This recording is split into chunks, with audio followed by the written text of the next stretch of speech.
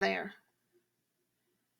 So all I did, remember that page that we had that I showed you guys that was in the notes on the BC Classroom YouTube stuff? Yes. I pulled stuff off of there. That's all I did. And that's what I used to get these done. So like when the first one asked, when it gave us a series at the top, so here's my series, and it asked to determine. Can you screen share? Oh crap! I'm sorry. I thought I was. See, I'm just not hitting it today at all. Hey, Tucker Bradley. Hi. Glad to see you. I know. What do you know about GSP? Well, I got in, but they said that they're possibly going to shorten GSP to like 3 weeks, maybe. Oh, but still have it? I'm not really sure if it'll happen, so we'll see. Well, here's the deal. I hope they at least give you all the scholarships because as great as GSP is, and it is great, I loved it. The scholarship money was pretty sweet too. Yeah, I'm hoping for that too. Okay, so anyway, back down here again. So y'all can see my stuff up here right now.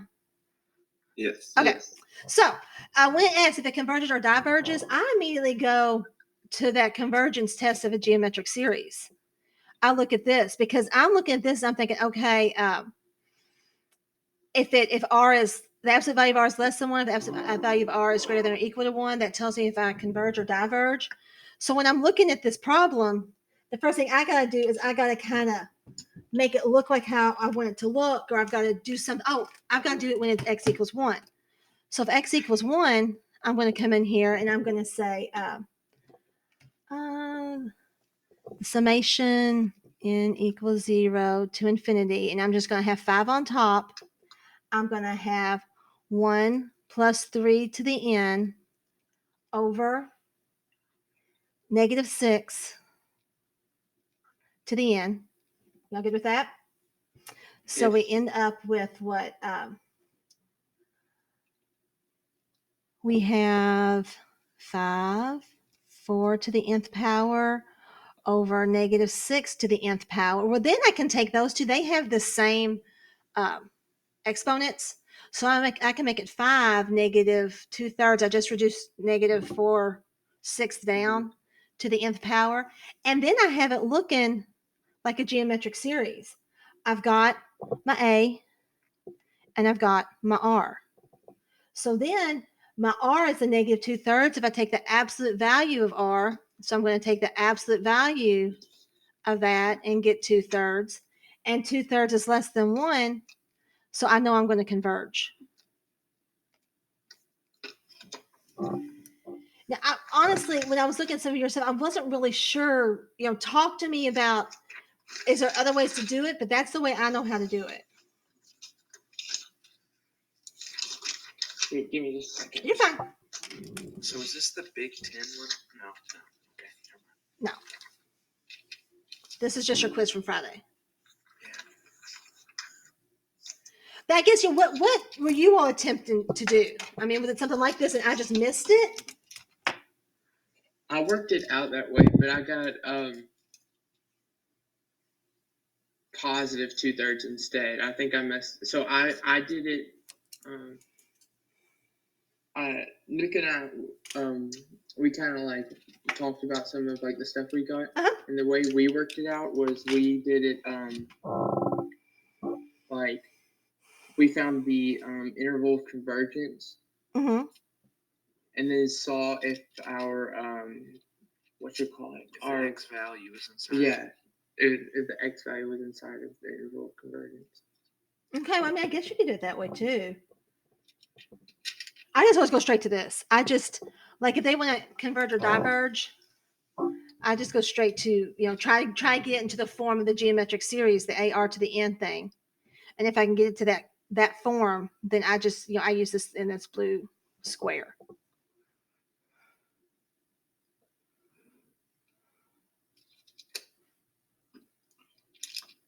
So, you want me to talk more about this one or go on into B, or what y'all's thoughts?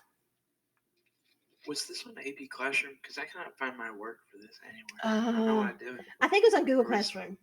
It's on Google Classroom. Yeah, you uploaded it, so you should be able to go there and see it. All right, I'm just going to go there. I don't know where it's at in my notebook. I understand. I got stuff everywhere. Have y'all started that? Have y'all gone to that modern math mentor guy yet? He's got some good stuff there. Make sure you read that beginning thing. Make sure you're doing it right. But I thought it could really tell you like what you know, what you don't know. These questions aren't like, they aren't horribly difficult. Like some of the things that I will go over, like so at the beginning of the year, I don't know, it's kind of easy. Like the true or false thing. I didn't have like any trouble with the ones I've done so far. So. Well, good.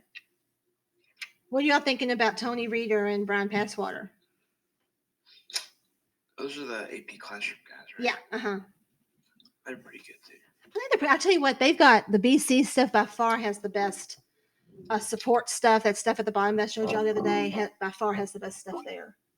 That little thing you sent us helped out a ton. Yeah, I thought that, and really, honestly, if I was you all, what I would do before the test, and y'all all really need to share stuff with each other, is go to there, and if you find anything like that, make sure if you don't have a copy of it, have a digital copy that you can look at for the test.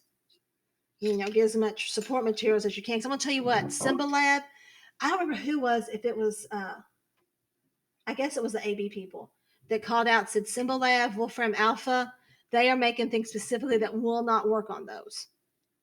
So if you're, I know a lot of people, because I have gotten some really wild looking intervals that I know I didn't teach that came from the Symbol Lab thing. And they're going to make it to where that can't happen. That's what they're saying anyway. So don't depend on stuff like that. Can I go into B or do you want me to wait? I'm good. I'm time to go to B. Okay, so let's talk about B now. So for B, they've given us, they're setting it equal to L, where L is a real number. So we have to show that L equals 15. So what we're going to do here, let me think about what I did here. If I sum all this up, so I've got this sitting over here.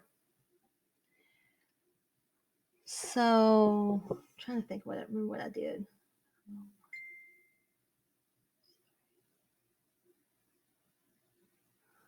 What did I do?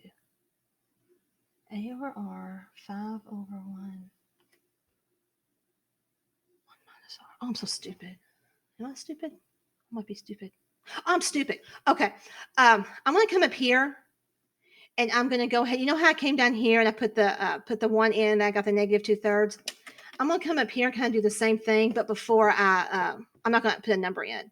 So I'm going to have, I hate it when the thing gets fat. I'm going to have the 5, and then I'm going to have the x plus 3 over negative 6 to the nth, just making it look more like a geometric series. And then when I go to sum this, because I want to sum it, I want the sum where it equals 15.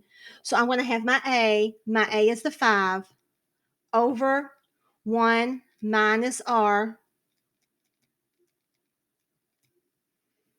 equals 15. So then it's basically after this, it's mathy.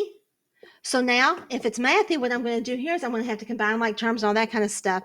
So if I go to combine like terms, I'm going to end up with I'm going to make this see how I can do this. Can I make this a negative 6 over negative 6? Or can I come in here and say, let's do it this way. There's a couple different ways you can do it and you can get it right. Let's come in here and let me change my color real quick. Both those. The way I did it is I switched the 15 with the denominator, like the entire denominator. Uh-huh. That's what, yeah. I like cross multiplied. Worked it out that way. Yeah. Okay, so what'd you get? I got negative 7 for my x value. Yeah. Yeah. So that's exactly what, you can do it that way. So you just kind of basically cross multiplied it. Yeah. Yes. Because that's exactly what I did. That's because I just solved for x. Yeah. Yeah, you just do this and you solve for x and that's it. Okay. So x equals negative 7 and show there is a value. So I guess we're good there, right? Yeah, that one was the easiest one out of all of them. Now, let's make sure, but we got x equals negative 7. Are we sure that it converges? So let's kind of go back and check and make sure that it converges. If we're going to make sure that this thing converges, we're going to n equals 0 to infinity. I'm going to take that negative 7. I'm going to plug it in. I'm going to have the 5 on the outside. I'm going to have a negative 4 over a negative 6 to the nth. So I end up with 5 to the 2/3 n. So it's 2/3. It says, which is a convergent geometric series. It's because that would be like your R and it's less than 1. So it's Oh, duh. I was saying positive, negative. Yeah, you're right. I had a brain fart for a minute. Yeah, because the 2/3 is less than 1, we know it will converge. Because you could get it at, could you get an X and then set it back in and it'd be divergent and then it wouldn't be true? I mean, that's a possibility. You know, you want to check it and just, I mean, most of the time it's going to be fine, but just to check it to make sure. So y'all feel like that one was the easiest one? Yeah. Okay. So let's come down to the next one. And all I did, like I said, I was putting stuff beside it that I thought would help. I don't know if, let me take C and go to another page because that C is a little bit longer. Did anyone else's screen just go black? Oh, never mind. It just popped back up. That's what scares you for the test day. That's something jacked up like that's going to happen. Okay, so here's C. So for C, it says find the interval of convergence. So how do you do that?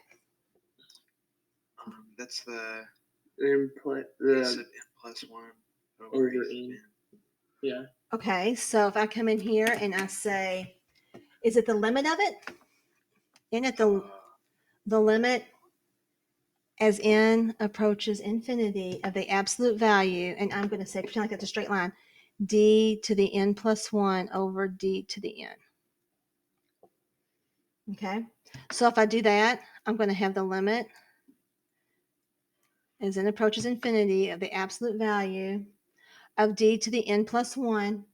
So if I d, and that jacked me up because I kept thinking, what is going on here? But then I realized that, the thing's up at the top. So I have 5 to the x plus 3 to the n plus 1 over negative 6 to the n plus 1, n plus 2, times, phone keeps going nuts, times negative 6 to the n plus 1,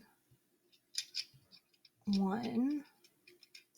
And I'm just taking this one, I flipped it over. Y'all okay with that? I took the reciprocal of this one. Yeah. Everybody okay with that? I took the bottom one, and instead of writing it with the 5 on top, I just took it and I flipped it. Mm-hmm. Okay, so if we have this mess, let's see what we can do with it. Now, I'm still going to keep writing that limit as it approaches infinity. Let's see how we're going to neaten this up a little bit. I have an x to the x plus 3, n plus 1, x plus 3, n. So I can just make that on top x plus 3, right? Shoot, not n. Yeah. Okay. So a lot of this is like just nasty algebra. So I've got my, almost made, and again, x plus 3, and that takes care of this guy and that guy. My 5's cancel out, right? My n plus 1 is just going to stay up here. Underneath, I've got a negative x to the n plus 1. I've got a negative x to the n minus quantity n plus 1. That leaves that down here. And then I've got an n plus 2.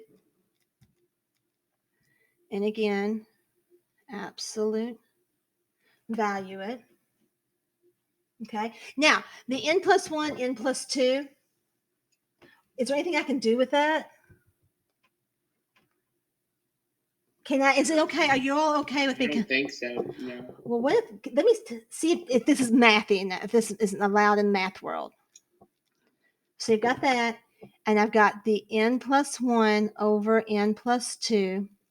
Can I take it and can I separate it?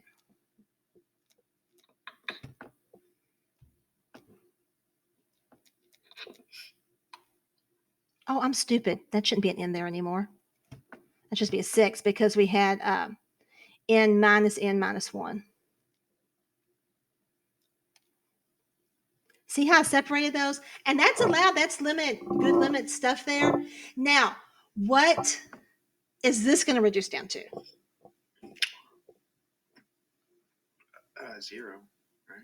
Oh, 1. It's going to reduce down to 1, right? Because infinity over infinity, or infinity and 1 over infinity and 2, it's still just infinity over infinity, so it's 1. So now all I'm left with looking at is this piece right here.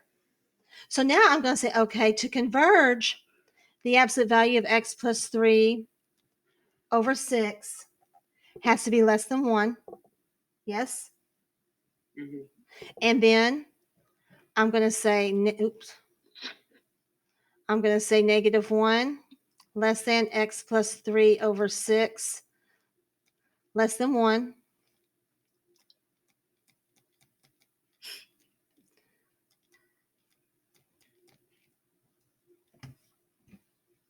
Okay with that? Mm-hmm. Now, here's the deal. Once you do that, you've got to check your endpoints. You've got to see, is negative 9 or positive 3 included in it? So you're going to see, does it converge or does it diverge at that value? So before I do that, do we need to talk about anything that I've done up to that point? Yeah. Are you good with it? With what I've done? Yeah, I got that. Okay. Yeah, me too. Okay. So now I'm going to use a different color. Let's look at these at x equals negative 9. If we're looking at that, I'm going to sub in the negative 9. So I have 5, negative 9 plus 3 to the n over negative 6 to the n. Okay, and if I do that, what do I know about this? I'm going to get what, a negative 6 over a negative 6, and that's a positive 1. So what's that tell me? That 9 should be included. Or no, 9 shouldn't be included. Right, it is divergent. So it's divergent. And you probably need to come over here and talk about what the negative 6 over negative 6 to the nth power. So 1, so the absolute value of r is, was it greater than or equal to 1? So you're divergent. Okay, you want to make sure you kind of spell that out. Now, if we look at the other, we're going to do the same thing with the other one. So we're going to have sigma n equals 0 to infinity. And I know I hate writing these over and over again, but you can't stop. You have to write them. So you've got a 3 plus a 3 to the nth.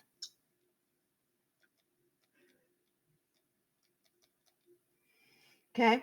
And then if we work this out, we have our 5, and then we have, 6 right here. So we have, give me a little more space here.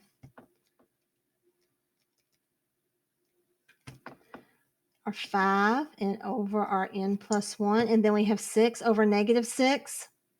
So we end up with what, a negative 1 to the nth.